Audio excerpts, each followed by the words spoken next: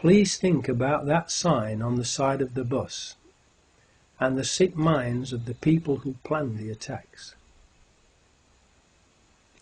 Now this is where it gets weird,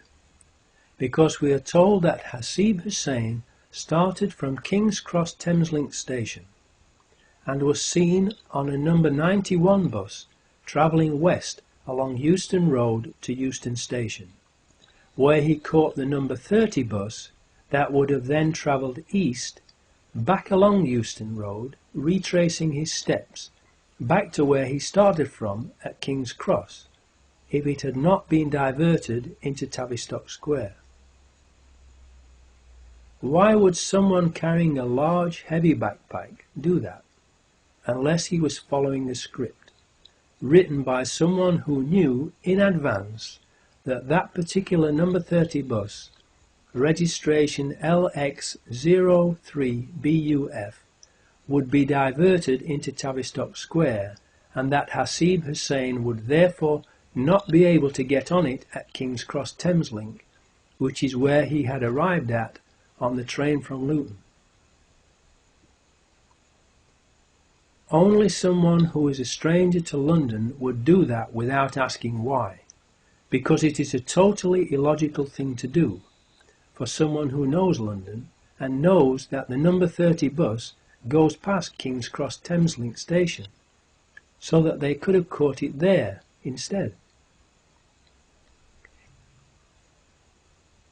It would have been a complete waste of time, energy, money, and an unnecessary risk to take, and thus a totally illogical thing for a real terrorist to do.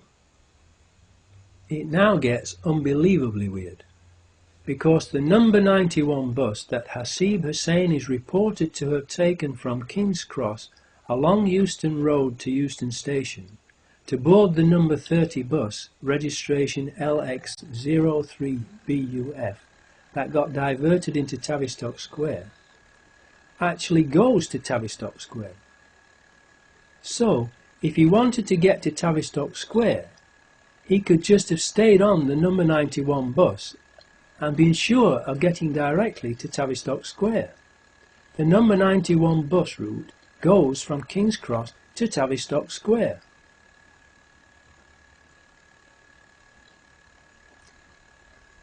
That is conclusive proof that that particular number 30 bus, registration LX03BUF, was part of Peter Power and his customers' mock terrorist drill, pre-rigged with explosives, like the 3 tube trains, and was pre-planned to be diverted into and blown up in Tavistock Square, rather than blown up by a backpack bomb.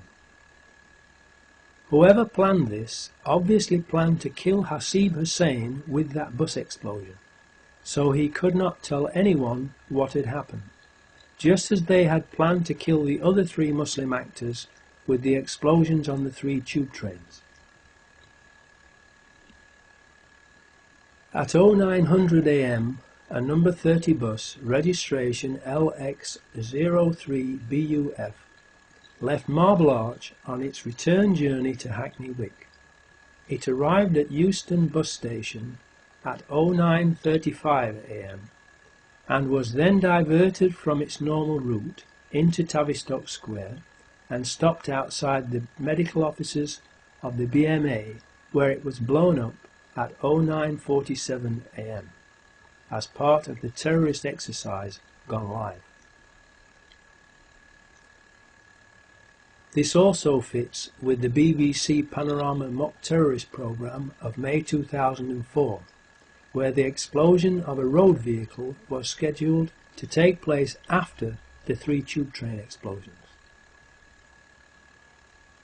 A white van from a demolition company called Kingstar is seen and photographed parked at the side of the bus immediately after the explosion, and a mysterious witness, Richard Jones, gives an account of what he says happened to the bus on camera, which is something that normally would not be allowed by the police unless it was part of a film training exercise. Then, after a spate of very contradictory TV and newspaper interviews within a very short space of time, that makes sure everyone now believes the explosion was caused by a suicide bomber on the bus, Richard Jones disappears from view. However, and of particular interest, some newspapers, including the UK's Sunday Mail on the 10th of July 2005, reported that Richard Jones served an apprenticeship at an explosives factory in Ayrshire. Richard Jones' statements about the suicide bomber are very suspicious for two reasons. First, because they are so inconsistent and contradictory that they are not believable. And second, because criminals usually accuse someone else to divert attention away from themselves. Is that what Richard Jones did? He says that he and 11 other people got off the bus just before it exploded. Were the 12 of them a team, with the other 11 there to cover up what Richard Jones was doing as he planted a bomb? Another strange statement he made to the Sun newspaper, reported in the 8th of July 2005 edition, is that he got off the bus because he had reached his destination. How could he possibly have reached his destination on a bus that had been diverted from its normal route, unless he was part of the mock terrorism exercise team and got off the bus as planned in Tavistock Square after planting a bomb just before it was detonated? Does he work for Kingstar?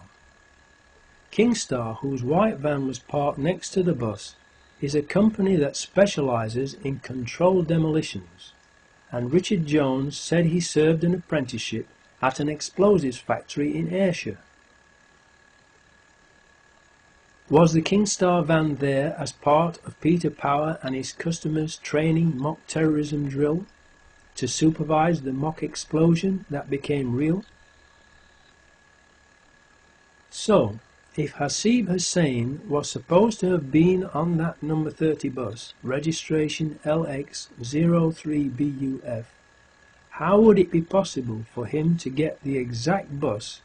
that would get him to one of the 4 locations where the mock terrorist exercise would be taking place, when that bus was diverted from its normal route to Tavistock Square,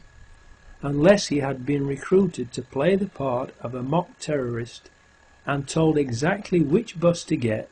where and at what time by the people who organised the mock terrorism exercise and who knew the bus would be diverted to Tavistock Square?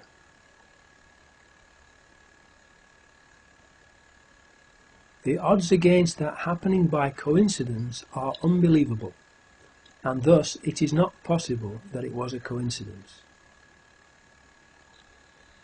Another unbelievable coincidence is that all of the CCTV cameras at all 4 of the blast sites were not working that day.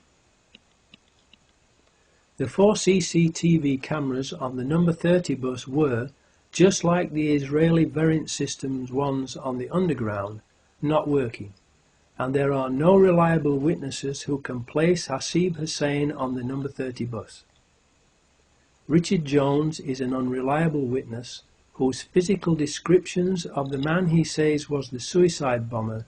does not fit with Hasib Hussain's appearance or what he was wearing that day. So there is no proof that Hasib Hussain was either on that bus or blew it up.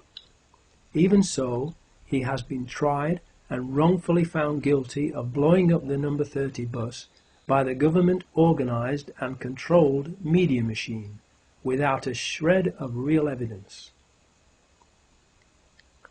They claim to have found Hasib Hussain's ID